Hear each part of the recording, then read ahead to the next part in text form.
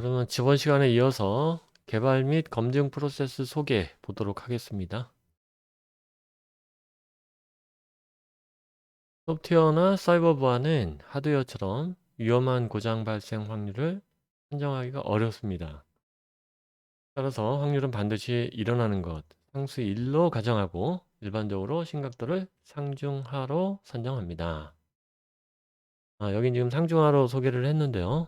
뭐 5단계로 심각도를 하는 경우도 많습니다. 결국 심각도만으로 소프트웨어 및 사이버 보안 위험을 평가해야 하는데, 이를 극복하기 위해 개발하고 검증하는 그런 프로세스 개념을 추가 도입합니다. 소프트웨어 및 사이버 보안의 어떤 개발하고 검증하는 프로세스는 일반적으로 V모델로 대표되며, 아래 그림 역시 같은 의미로 해석할 수 있습니다. 그림은 좀 이따 보도록 하고요. 이러한 프로세스 활동은 품질 시스템, 그러니까 13485가 되겠죠? 의 위험관리 11000을 기반으로 의도된 범위 내에서 오차가 관리되고 있음을 보장하여야 합니다. 구체적으로 좀 보면, 여기 보시면은 이제 고객 니드가 있고 그걸 만족을 해야 되겠죠? 그래야 시스템 개발 활동이, 위험관리 활동 포함해서 시스템 개발 활동이 잘 되었다, 이렇게 이제 평가를 할 수가 있겠죠. 그러려면 고객 니즈가, 이제 처음에는 고객 니즈만 있는 상태이기 때문에 이 고객 니즈에 대해서 이제 그 개발 계획을 세워야 됩니다. 소프트웨어 개발 계획을 세우고 소프트웨어 요구사항 분석을 합니다. 고객 니즈라는 것이 이제 요구사항이 되는 것이고, 고객의 니즈 외에 뭐 규정상, 의료기기법 규정상 이제 그 이 요구사항이 있을 수 있는 겁니다. 잠깐만요. 이 옵션을. 그래서 고객 니즈는 이제 보통은 이제 뭐 필수 성능, UI 그 정도의 이제 치중을 하고, 규제, 규제나 뭐 어떤 규격 요구사항, 이런 것들은 이제 안전하고 좀 관련이 있다, 이렇게 보시면 될 것 같습니다. 그래서 요구사항을 이제 여러 번 이터러티브하게 이제 고객과 규정과 규격과 이런 걸 다 조사해서 요구사항을 명확하게 이제 명문화해야 됩니다. 그래야 이 고객 요구사항을, 이제 경우의 수가 갈리지 말아야 돼요. 고객 요구사항을 봤을 때 아주 명확해야 됩니다. 고객 요구사항이. 그래서 그 요구사항이 있어야 이제 어떤 그 아키텍처 디자인이 가능한 겁니다. 나중에 이제 검증을 할 때에도 소프트웨어 요구사항이 애매하면 무엇을 검증해야 할지가 애매해져요. 요구사항이 명확해야 무엇을 검증해야 될지가 명확해집니다. 그러니까 검증이나 뭐 이제 그 유효성 확인도 그렇지만 그 개발상의 아키텍처나 뭐 세부 유닛 설계할 때도 마찬가지입니다. 요구사항이 명확하지 않으면 디자인 자꾸 옆으로 셉니다. 뭐 사족이 달리거나 정확하게 그 설계가 안 됩니다. 그래서 이제 이 요구사항이 아주 명확해야 됩니다. 명확해야 돼요. 그러니까 이제 뭐 규격이나 규정 이런 데 이렇게 아주 그냥 철저하게 분석을 하고, 고객 니즈도 진짜 여러 번 시장 조사하고 고객 찾아가고 해서 명확하게, 그렇게 해도 요구사항이 이제 명확하지가 않아서, 정확하지가 않아서 나중에 바뀌죠. 또 이게 리비전 개정이 됩니다. 그러니까 최대한 요구사항을 명확하게 해야 된다. 그리고 나서 아키텍처 디자인이 들어가야 되고요. 자, 아키텍처에서 이제 아키텍처 레벨에서 요구사항에는 이제 뭐 안전사항도 있고 필수 성능도 있고 UI도 있고 되게 많겠죠. 소프트웨어 요구사항에는.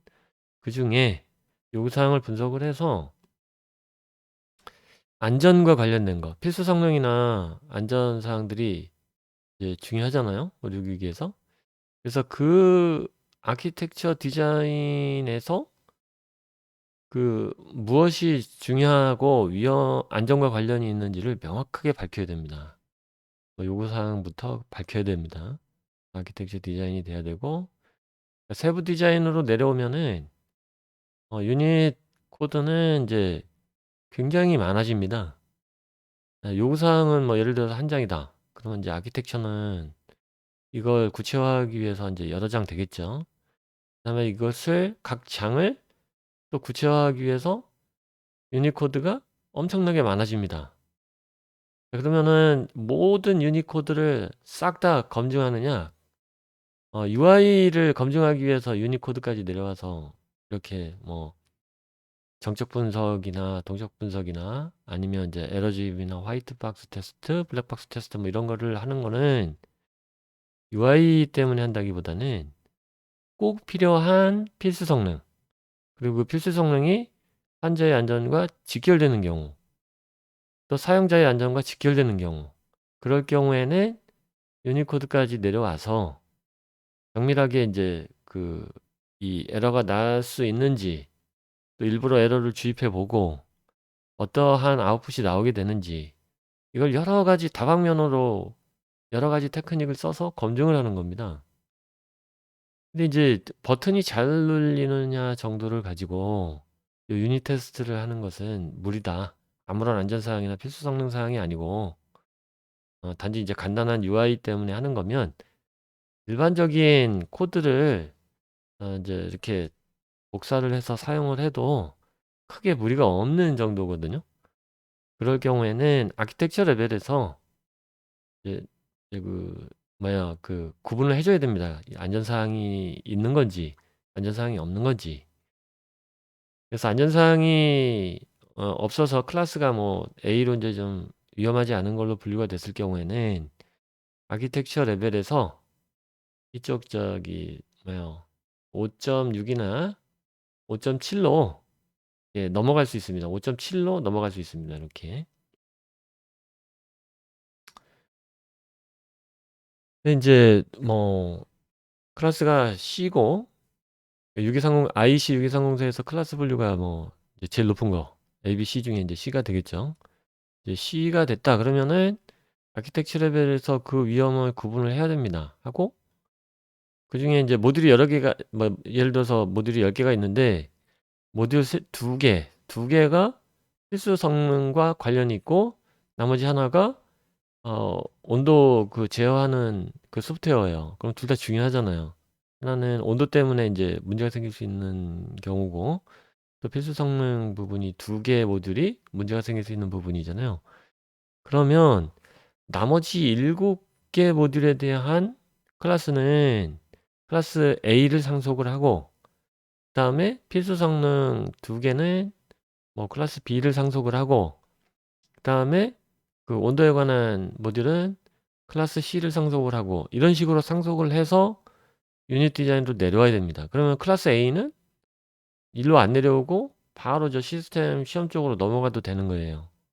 그러면 이제 B나 C는 이 소프트웨어 세부 디자인 유닛 설계에 대해서 반드시 이거 규정을 테크닉 아무거나 막 복사해서 쓴다거나 그다음에 이제 뭐 코딩 룰 미스라시라고 하죠. 코딩 룰을 어긴다든지 그러면 안 되는 겁니다. 그럼 그거를 이제 유닛까지 내려온 모듈은 반드시 검증을 해야 됩니다. 그래서 5.5절에 유닛 구현을 하고 나서 반드시 검증을 해야 됩니다. 이렇게. 그거를 유닛들을 모아서 모듈이 된 상태로 통합 및 통합 시험을 합니다. 약간 정적이죠.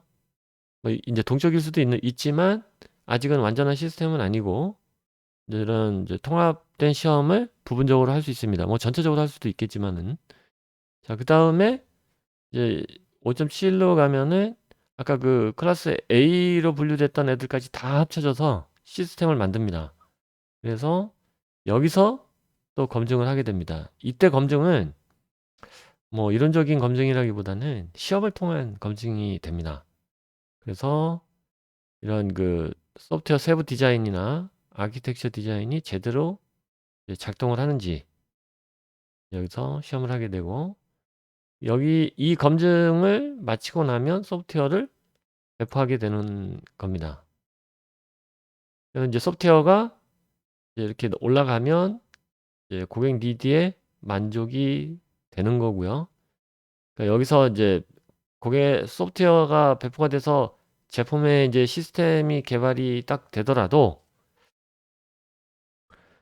이 시스템 레벨에서 또 이제 뭐 UI 관련 사용 적합성이나 아니면 이제 완성품에 대한 이제 그 사이버 보안, 이제 그런 이제 3자 기관에서 검증 이런 것들을 하게 됩니다.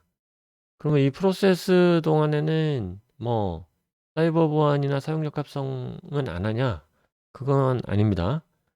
소프트웨어가 이렇게 하고 있을 동안에, 여태까지 말씀드린 내용을 여기서 하고 있을 동안에 그 보안 측면에서도 제품 수명 주기 내 활동으로 이게 하게 돼 있습니다. 사이버 보안을 뭐 아키텍처 레벨에서 안 하느냐? 해야 됩니다. 그러면 UI 사용 적합성을 안 해도 되느냐? 해야 됩니다. 형성평가라고 해서 여기는 적어놓진 않았지만 사용 적합성도 형성평가를 해야 됩니다. 그러니까 최종적으로 가서 뭐 3자 기관을 통해서 사이버 보안 시험을 하거나 사용 적합성 총괄 평가를 하거나 이제 뭐 소프트웨어 그 밸리데이션을 하거나 다 할 수 있습니다. 그렇다고 해서 개발 중에 어떤 그 검증 활동을 안 하느냐? 그렇지 않다는 거죠. 소프트웨어도 해야 되고 사이버 보안도 해야 되고 사용 적합성도 해야 됩니다.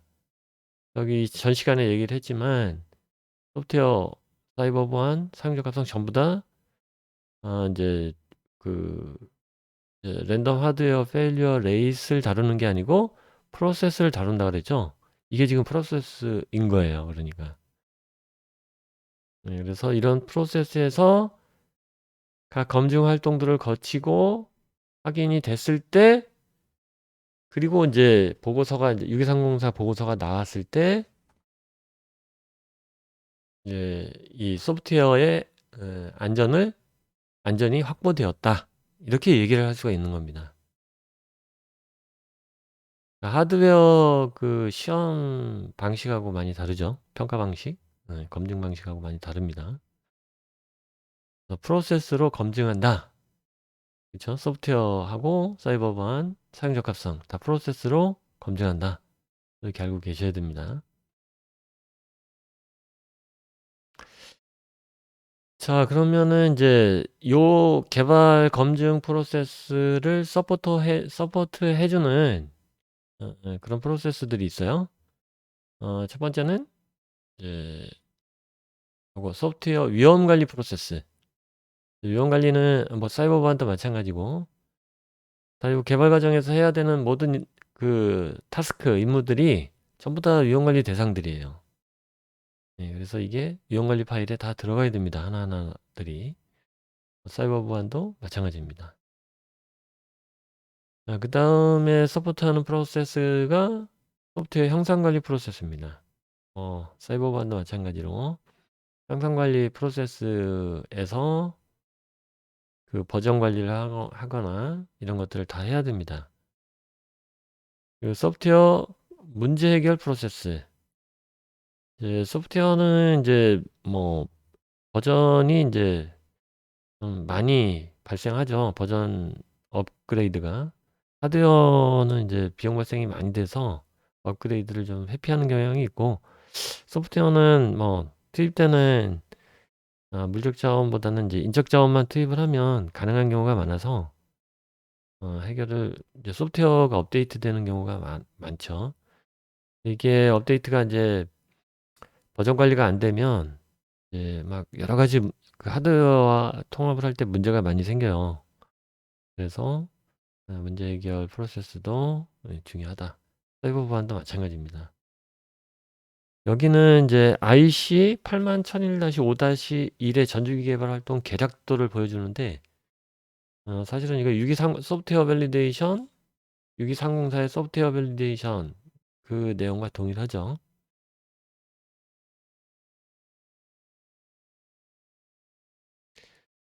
다음 편 이제 601-4-5 사이버 보안이죠. 의료기기 안전 관련 기술적 보안 사양, 시큐리티 스페시피케이션을 다루는 기술 보고서. 그렇죠. 얘는 테크니컬 레포트죠. 이 프로세스에 대해 요구사항으로 보기 어렵다. 그쵸. 요구사항은 아니에요. 그럼 이제 기술 자료가 되는 겁니다. 의료기기 사이버 보안 위험관리 프로세스에 가장 부합하는 규격은 27005로 파악된다. 이에 대한 계략은 우측 그림과 같으며. 자, 여기 보면은 뭐 위험 사정 얘기가 나오고요. 위험 조치, 위험 수용 여부, 위험의 소통 및 협의, 위험의 감시 및 검토. 이제 14971하고 매우 비슷합니다. 이런 뭐 식별, 분석, 평가 뭐 이런 것들이. 요건 이제 사이버 보안만의 그 위험 관리 그 규격들이 있다 그랬죠. 그게 이제 27005였습니다. 예. 그리고 그 31000, 그러니까 이제 우리 그 IS 23485 위험 관리할 때 31000을 이제 했었는데, 그 31000의 내용과 이렇게 좀 비슷합니다.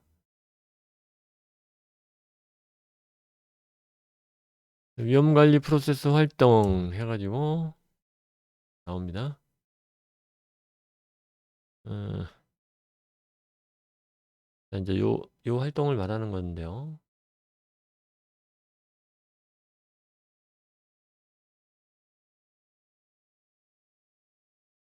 자, 일단 이제 제품 특성을 파악해야 되고, 사용 목적, 형상, 작동 개통도, 시스템 사양 뭐 이런 것들 알아야 됩니다. 사용 환경도 그렇고요. 이제 이걸 사이버 보안 위험 분석을 하면서 요거죠. 위험 분석을 하면서 다 이제 명확하게 이제 밝혀져야 되는 내용들이에요. 위에 이제 어떤 양식을 좀 한번 같이 좀 이따 보고요. 제품의 사이버 보안 특성. 여기 보면 MDS2 파일을 작성하여 병원 관계자에게 배포한다. 파일을 청구한다. 그러니까 사이버 보안은 개발자뿐만 아니라 사용자, 그러니까 이제 뭐 의료기기 같은 경우는 병원이 사용자인 경우가 많죠. 사용자, 모든 사람들이 다 이제 이 의료기기에 대해서 잘 이제 사이버 보안 측면에서 알고 있어야 되거든요. 그래서 병원에 이제 제품을 판매할 때라도 병원 관계자들이 이제 어떤 행동 요령이라든지 보고 요령이라든지 이제 뭐 제품에 대한 특성 이런 것들을 알려줘야 됩니다. 병원 관계자에게. 네, 그래서 이거를 MDS2 파일이라고 해서 엑셀 파일로 이렇게 작성을 해서 함께 이제 제공을 해줍니다. 위협 영향 분석. 위험관리 절차서에 따라 프로젝트의 개발 및 사이버 보안에 대한 FMEA를 수행한다. 소프트웨어 및 사이버 보안 FMEA는 시스템 개발 FMEA에 포함하여 작성하거나 SFMEA로 분리하여 작성할 수 있다. 개발 쪽이 이제 하드웨어에 치중되어 있는 경우들이 많기 때문에 SFMEA로 보통 작성을 많이 하게 됩니다. 그다음에 산정. 요 산정을 이제 보통은 그 이 5x5 매트릭을 써서, 그러니까 이제 확률과 일어날 확률과 심각도 5x5 매트릭을 써서 심각도 산정을 합니다. 보통은. 근데 이제 지금 사이버바는 그 산정 방법을 좀 다르게 해야 됩니다. 왜냐면은 그 위험이 좀 다릅니다. 이제 어떤 수동적인 위험이 아니고 이제 적극적인 위험이기 때문에 그거에 맞는 산정 방법을 좀 찾아야 됩니다. 그래서 이제 뭐 규격에서 보통 레커멘드 하는 게 CVSS 방법을 레커멘드를 합니다. 지금은 이제 4.0까지 개발이 돼 있는데, 그래서 여기 4.0에 가면은 이제 6개 매트릭 그룹으로 돼 있어요. 그래서 이제 조합은 총 270까지 가지고 세분화해서 조합이 나옵니다. 그래서 이제 그 270까지의 가지로 이제 산정을 하고, 그거에 따라서 그 산정 값을 가지고 반영해서 이제 평가, 이제 받아들일지 말지를 판단할 수가 있는 거죠. 요 인터넷에 검색을 하시면 이제 CVSS 4.0 계산기 이제 가셔서 이제 계산을 해볼 수가 있습니다. 이제 기본 개념은 이겁니다. 그러니까 이제 4개의 매트릭 그룹을 운영을 하는 거죠. 이렇게. 현재 베이스 매트릭 그룹 같은 경우는 이건 필수고요. 그다음에 스트레트 매트릭 그룹. 네, 여기부터는 뒤에 이제 뭐뭐 있나요? 이건 필수, 기본 매트릭은 필수고, 위협부터가 이제 선택이군요. 그죠? 환경 선택, 보조 선택. 그죠? 요게 이제 기본은 무조건 그 캘큘레이터에 이제 넣어서 계산을 해야 되고, 나머지는 넣어서 계산할 수도 있고, 안 할 수도 있고, 그런 겁니다. 매트릭을 보면, exploitability 매트릭. 이게 이제 어떤 노출되는 거죠. 그 다음에 그 노출됨에 따른 임팩트 매트릭. 이거를 이제 서로 막 조합을 하는 건데요. 여기 조합을 어떻게 하는지 보면은, 예를 들어서 이제 기본 매트릭이잖아요. 요 부분. 기본 매트릭에 이제 어택 벡터 AV를 한번 보면, 가능한 값이 이제 4가지로 이제 운영이 되는데요. 이제 네트워크, 어제이슨트, 로컬, 피지컬 이렇게 되어 있습니다. 여기에 이제 뭐 P로 되어 있다는 얘기는 피지컬, 네트워크를 안 쓴다. 뭐 그런 의미겠죠. 로컬이든 리모트든 안 쓴다. 요 폐쇄적인 병원 같은 데서 이제 네트워크 사용 없이 쓰는 경우, 이제 이 경우가 되겠죠. 그다음에 이제 뭐 공격의 복잡성, Attack Complexity, AC. AC는 이제 2가지 선택이 있습니다. Low, High. 그럼 이제 여기에 뭐 하이다. 그러면 이제 이건 이제 뭐 공격할 때 그냥 한 방에 그냥 탈취가 되느냐, 아니면 이제 탈취하려고 그러면 좀 여러 가지 좀 기법을 사용을 해야 되느냐, 이게 더 어렵냐, 쉽냐, 그런 얘기죠. 이렇게 피지컬 폐쇄적으로 이제 이렇게 운영을 하면은 이제 이런 걸 탈취하기에는 좀 쉽진 않죠. 그러면 이제 하이가 되겠죠. 예, 그래서 이제 가지는 의미는 다 이제 이 설명서를 보고 확인을 해야 되겠죠. 그래서 이제 한정해 보면은 이제 이렇게 쭉 이걸 이제 코드화해서 VA 땡땡 N, 뭐 SC 땡땡 N 뭐 이런 식으로 코드화합니다. 그래서 기본 매트릭을 코드화하고 판정하는 거죠. 그다음에 위협. 요거는 이제 하나밖에 없는데 4단계로 되어 있고요. 뭐 지금 U 같은 경우는 이제 보고된 바 없다. 그러니까 이제 어 그 어 악용이 이제 그 사례가 있냐 없냐, 이제 이런 제품에 대해서 악용된 사례가 있냐, 뭐 그런 얘기가 되겠죠. 그러니까 이제 없는 경우죠. 폐쇄적으로 운영을 하면 이런 게 잘 없죠. 자, 그래서 이제 이런 걸 뭐 위험 매트릭을 선택을 하는 거고, 그다음에 환경 매트릭, 기밀성 요구 조건, confidentiality requirement, CR은 뭐 X, 여기 X는 이제 not defined, 정의가 되어 있지 않다, 뭐 그런 의미고요. 예, 이렇게 해서 마지막 보조 매트릭까지 선택을 하고 나면 이제 계산 결과가 이렇게 나오는데요. 아까 어택 벡터 이제 뭐죠? 피지컬부터 해가지고 쭉 써놓은 거죠? 코드화 한 거예요.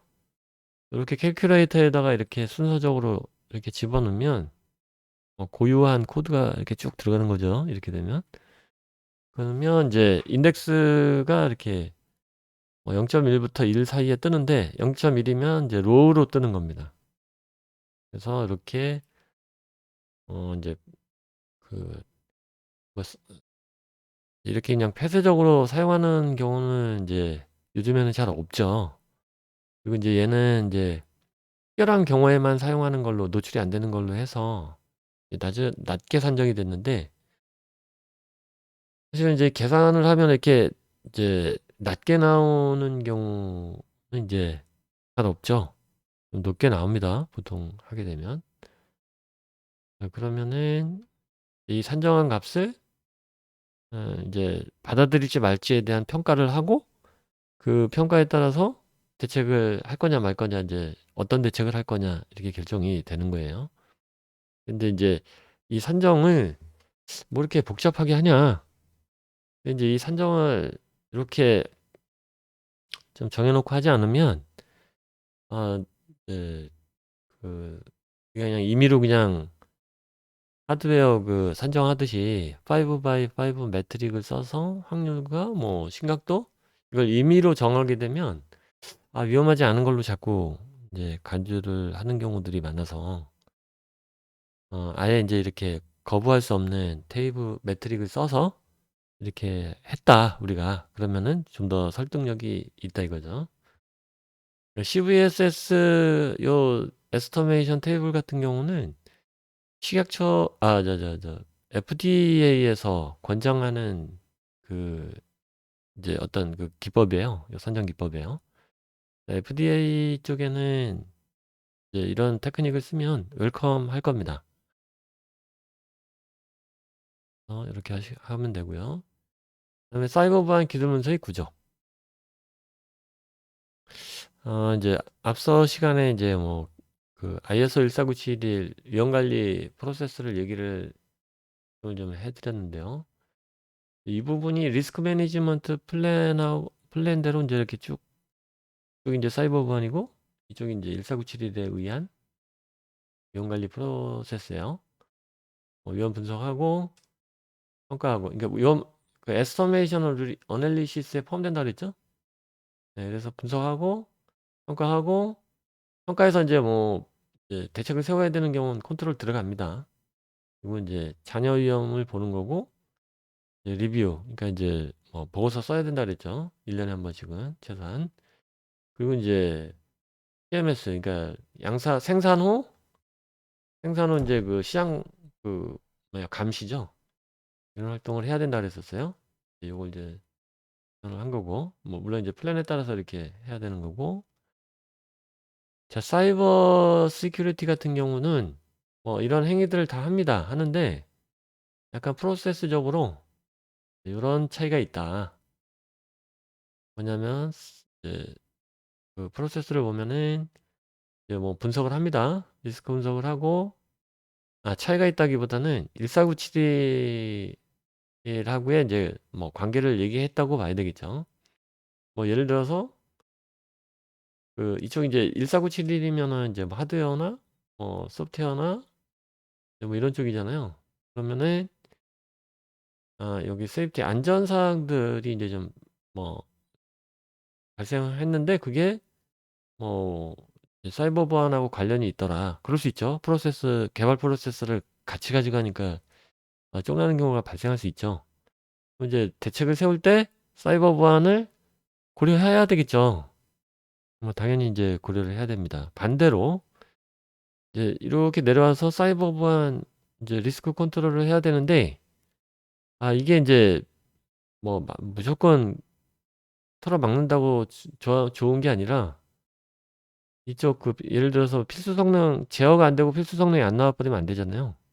이런 리스크가 생기면 안 되죠. 막더라도 이쪽 이제 하드웨어나 소프트웨어 쪽에 리스크 어널리시스에 어떤 영향을 주는지 이거 확인을 해야 됩니다. 이제 어떤 임팩트가 있는지를 확인을 해야 되는 거죠. 그리고 이제 사이버 보안 리스크를 평가할 때도 이제 그 세이프티 리스크 어떤 위험, 여기에 이제 어떤 영향을 주는지, 평가에 어떤 영향을 주는지, 이게 왜 이렇게 자꾸 봐야 되냐면, 의료기기는 하나인데 봐야 될 건 여러 가지란 말이에요, 측면이. 그러니까 이제 의료기기 자체 하드웨어가 소프트웨어가 하나인데 이제 여러 측면으로 보게 되면 결국은 이걸 그 각 측면이 인디펜던트하다고 보장을 할 수가 없어요. 디펜던트한 거예요. 의존적인 거예요, 상호. 그러니까 교집합이 있는 거예요. 서로 이제 검증하려고 평가하려고 하는 분야마다 겹치는 부분이 있는 거예요, 그러니까.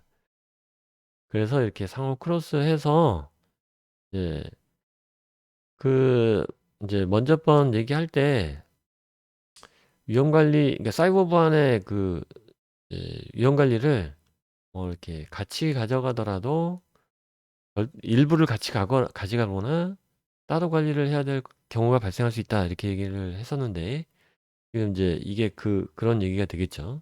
그래서 사이버 보안 기술문서는 위험 관리 파일을 같이 가져갈 수도 있습니다. 단독으로 사이버 보안 기술문서 안에 이렇게.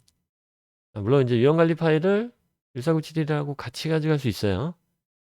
그리고 이제 차용하는 방식으로 기술문서에서 아니면 이제 사이버 보안 기술문서에서 그냥 단독으로 가져갈 수도 있는 겁니다. 이렇게.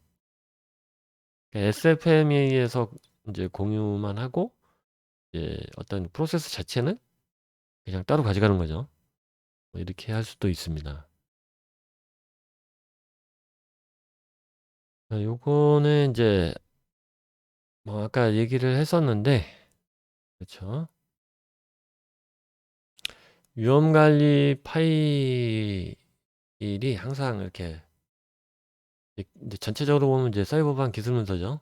이제 통으로 하나로 갈 수도 있다는 거였고요. 이제 요거를 따로 이제 1497이라고 가고 이쪽만 이제 기술 문서 언급을 하고 이제 그 위험 관리 파일을 이제 참조만 할 수도 있습니다. 아까 CVSS 4.0으로 이제 산정을 하면 그 값을 가지고 와서 평가를 합니다. 이렇게 여기 이제 나오죠. CVSS 점수가 이제 뭐 이렇게 탈취되거나 공격받을 확률이 이제 0인 것부터 희박한 것부터 10.0까지 그쵸. 10.0까지 이렇게 운영을 합니다. 그래서 네. 그리고 이제 사업의 영향 뭐 이게 사업 영향까지 이렇게 넣어도 되냐? 예, 이렇게 넣어도 됩니다. 교육에서 이제 그 사이버 보안은 일단 정보가 이제 탈취가 되는 경우들이 많아서 사업에 지대한 영향을 줍니다. 그러니까 이제 제품 하나가 고장나냐 안 하냐의 그 관점을 뛰어넘어요. 그래서 사업을 접어야 되냐 말아야 되느냐까지 가버려요. 이 사이버 보안은. 네, 그래서 이런 이제 파라미터를 사업 영향 여부 정도를 파라미터로 줄 수 있습니다. 이렇게 CVSS에서 이렇게 심각도에 대해서 이렇게 점수 배점을 했잖아요. 거기에 이제 확률 대신 사업의 영향 이걸 이렇게 줄 수가 있다 이거죠. 현명한 방법인 것 같고 평가는 이제 이렇게 0, 뭐 1, 2, 3, 4, 5, 6, 7, 8 이렇게 해가지고 이제 이런 식으로 CVS 점수에 따라서 없음, 낮음, 뭐 중간, 높음, 심각 이렇게 해가지고 나눌 수 있습니다. 여긴 지금 0, 1, 뭐 0부터 8까지 해놨는데 이 0부터 8까지의 값을 이용을 해서 수용 또는 기각 뭐 이런 거를 여기 그냥 CVSS 점수만으로 했는데 새로 이제 인덱스를 하나 만들어서 이거 가지고 평가, 그러니까 이제 억셉트 할지 말지를 수용할지 기각할지에 대해서 판단을 하면 되는 겁니다. 를 이제 평가, 이밸루에이션이라고 합니다. 자, 검증은 이제 뭐 예를 들어서 CVSS 쪽에 이제 점수가 좀 뭐 높음으로 나왔다. 그러면 이제 거기 취약점들이 쭉 나올 거 아니에요. 그 산정표에. 그럼 그것들을 이제 어떻게 해야 돼요? 여기 새로 만든 인덱스를 봤더니 뭐 수용 또는 기각, 뭐 기각 여기 이 범주 안에 들어와 있어요. 그러면은 대책을 세우고 이제 그거에 대한 검증을 받아야 되죠. 제대로 대응이 된 건지. 그럼 이제 3자기관 이제 엔드 프로덕 입장에서는 3자기관 성적서가 유용하죠.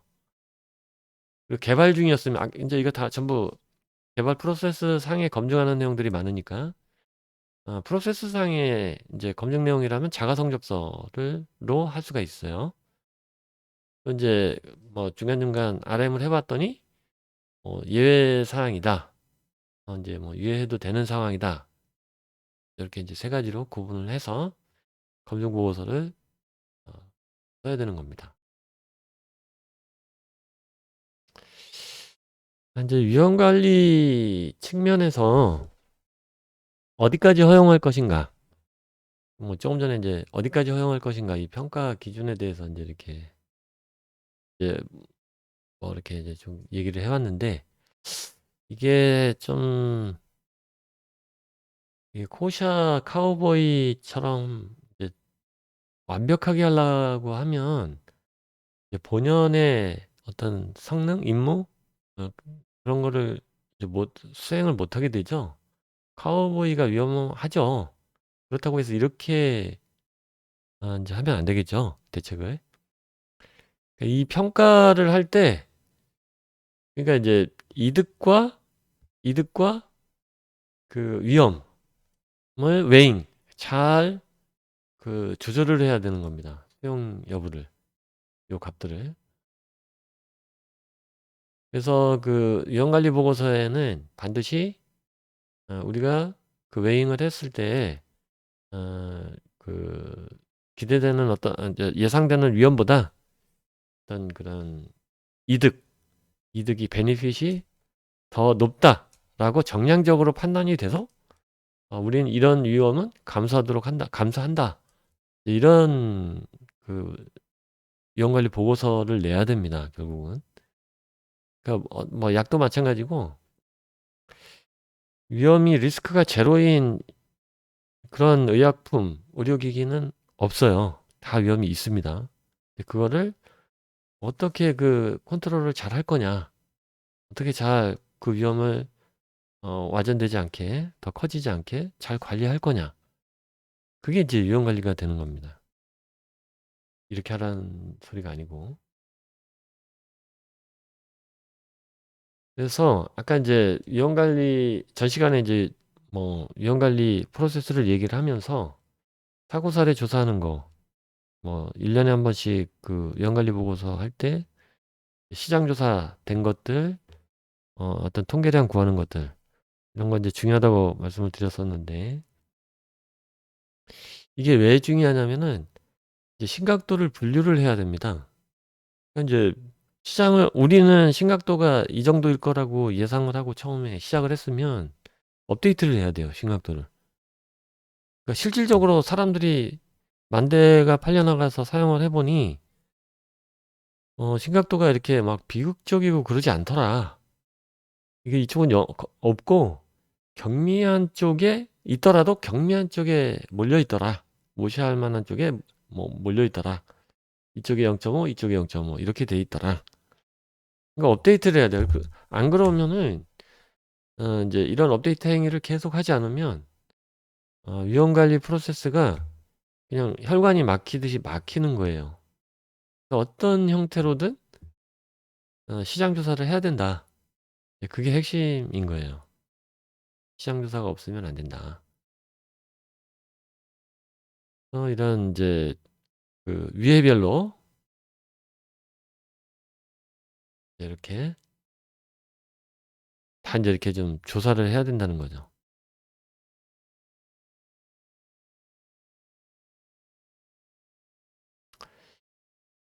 다시 말씀을 드리면 이제 그 사이버 보안이든 소프트웨어 밸리데이션이든 이제 이거를 어떤 위험 관리를 하고 사전에 계획을 세우고 위험 관리를 하고 이제 어떤 규정이나 기준에 맞게끔 설계를 하지 않으면 나중에 이제 개발이 끝나고 나서 조치해야 되는 것들. 심하면은 이제 재설계에 들어가야 되고 엄청난 그 손실이 발생을 합니다. 그렇기 때문에 그 위험관리 프로세스를 규격 취지에 14971 취지에 맞게 정확하게 이렇게 좀 해야 된다. 그런 얘기입니다. 자, 이제 사이버 보안 쪽 그 규격에 보면은 그러니까 이제 ICTR 60601-4-5죠. 여기에 보면은 이제 기술적인 요구 사항들이 있어요. 그래서 FR이 총 1번부터 7번까지 있고요. 이제 여기 보면은 이제 FR 1에서 7번까지 이제 세부 서브 리ኳ이어먼트들이 이렇게 있어요. 그리고 각 요구 사항마다 이제 이렇게 그 시큐리티 레벨이 이렇게 있어요. 그래서 현재 이제 그 상태의 어떤 그런 시큐리티 레벨이 있고 그다음에 이제 달성해야 되는 시큐리티 레벨이 있고 그래요. 자, 이거는 이제 62443-4-2 기준인데 여기도 이제 각 항목별로 똑같이 이제 FR 1에서 7까지 있고 서브 리ኳ이어먼트들이 있고 시큐리티 레벨이 1에서 4까지 있고 거의 동일한 내용을 채택을 해서 사용을 하고 있다. 이렇게 보시면 되고요. 제 의료기기는 아까도 말씀드렸지만 위험과 이득 요 계산이 매우 중요합니다. 자, 그래서 이제 요 그림을 보시면은 이제 사이버 보안에서 중요시 여기는 이제 뭐 CIA 그러니까 이제 뭐 기밀성, 무결성, 가용성인데 이제 이거를 이제 그 여기는 이제 산업 자동화 및 제어 시스템이라고 했는데 요건 이제 62443 내용이고 동일하게 이제 이걸 의료기기로 보시면 됩니다. 그래서 이제 뭐 의료기기도 마찬가지고 원자력 뭐 예를 들어서 빨리 그 어떤 기능을 살려야 돼요. 안 그러면은 이제 노심이 이제 녹아가지고 이제 지금 이제 폭발하게 생겼어요, 원자로가. 그럼 가용성이 되게 중요하잖아요. 어떤 제어나 이런 것들이. 그러니까 해킹이 되더라도 그 멈춰 세울 수 있는 가용성이 중요한 때가 있어요. 의료기기도 마찬가지고. 심실세동기가 이제 그런 예시가 되죠. 그러니까 심실세동기가 어떤 뭐 전자적인 제어 시스템을 가지고 있을 수 있어요. 그런데 이제 뭐 배터리가 뭐 다 돼가지고 걔가 죽었어요. 그렇다 그래갖고 재세동이 안 되면 안 되잖아요. 그러니까 수동으로라도 돼야 되는 가용성이 있어야 되는 거거든요. 그러니까 산업용뿐만 아니라 의료기기도 가용성이 우선시되는 경우들이 있다. 근데 이제 일반 목적의 IT 같은 경우는 그냥 이순서라고 보시면 돼요. 기밀성이 가장 중요하고 그러니까 못 쓰더라도 못 쓰면 그냥 버리면 되니까요.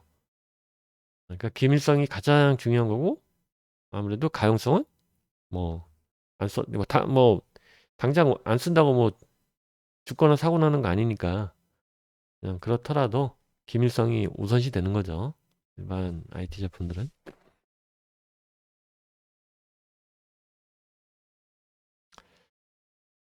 이제 뭐 이렇게 이제 쭉 이게 보안 수준을 이렇게 예시로 이제 체크를 해놨는데 이거는 이제 뭐 레벨이 이제 1인 경우에 해당될 수도 있지만 뭐 4에 해당될 수도 있는 거예요.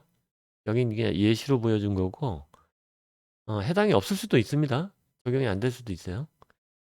물론 이제 적용이 안 될 때는 위험관리 결과에 따라서 안 됐다는 정확한 근거를 이제 명확하게 제시를 해야 되고요. 이제 뭐 3자 기관에 이제 시험 의뢰를 이제 하게 될 경우에 이런 사양서를 좀 내야 됩니다. 기술 사양서를. 이제 여러 가지 개발하면서 정해놨던 이런 사양서들을 그런 식으로 제출을 해야 됩니다.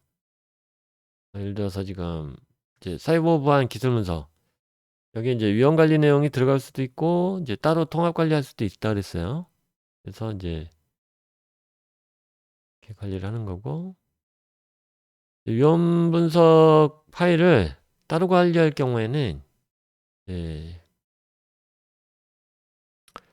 이런 좀 많죠? 12개나 되는데 위험 관리 파일이 이제 여기 FMA 포함해서 상당히 많죠, 파일들이. 3자 시험기간 성적서 예시입니다. KTC에서 자체 검증 보고서도 뭐 이제 필요하면 할 수가 있죠, 개발 중에. 그러면은 이제 뭐 식약처 그 안내문 같은 데 보면은 이제 이런 요구사항들 그 중에 하나를 지금 발췌를 한 건데, 보면은 이제 뭐 이런 요구사항들이 있어요. 이제 암호화와 같은 일정 수준의 보호가 요구되는지 고려해야 한다 하면서 이제 이렇게 예를 들어서 뭐 이런 것들 해시가 저장되어 해시로 저장이 되어야 한다. 그러면 이제 우리 제품은 이렇고 기준을 이제 정하고, 우리 제품에 맞는 기준을 정하고 어떻게 검증할 건지, 그다음에 이제 검증을 결과를 이렇게 쓰는 겁니다. 뭐 이제 이거에 대한 증거 자료가 필요하면 이제 이런 식으로 이제 파일을 좀 이렇게 별첨을 하면 되겠습니다, 증거 자료를. 그래서 사용 적합성은 다음 시간에 또 이어서 하도록 하겠습니다. 네, 수고하셨습니다.